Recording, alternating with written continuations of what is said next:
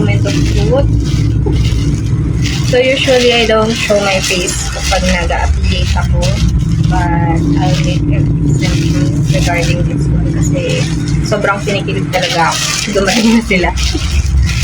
So I wanna make an honest review about these two bags na in-order ko sa Legacy Street. So hindi po to sponsored. So Legacy Street, baka naman. Okay. So I ordered two bags. So, meron ako yung Bariles and then yung alakbay nila sa alakbay 2.0. So, let's start unboxing. Excited talaga ako kasi lagi ko siya nakikita sa FYP ko. So, anong ginagawa? I-check out na yan. Okay, so here is the first one. I think it's the alakbay 2.0. And then so legit nga, maganda talaga yung mga package. And then this is the, I think, the Bariles. So gusto ko munang i-open yung Bariles. Kasi this is the, so ito yung bilog pero hindi sabog. Ito mabasa FYP ko. Hindi ko na napigilan. So I'm fascinated kasi dun sa mga old writings and stuff. So kapag nagtuturo kasi ng dalutan lipunan. So, okay. So, this is their literacy card. So, meron siya kasama. So, you learn how to read the writings. And the love letter from the brand. I think there's the stick inside. So, sticker. Legacy Street. So, pwede siya ilagay sa mga card. So, of food. Wow, it's so beautiful.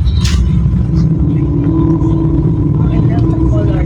Favorite ko to coffee. And like, yeah.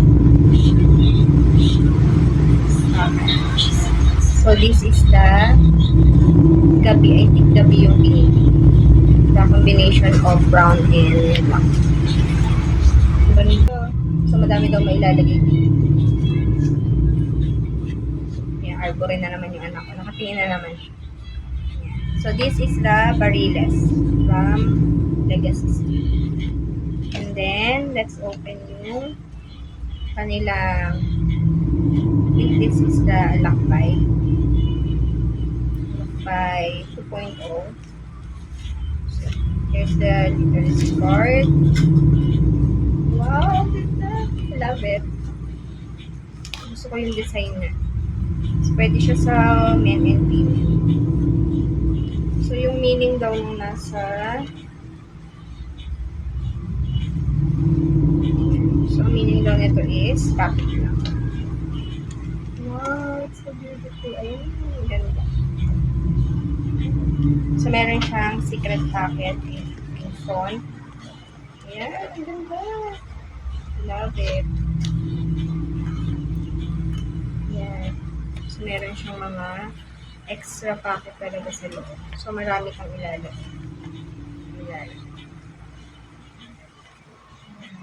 So, gusto ko yung strap niya. Very classy.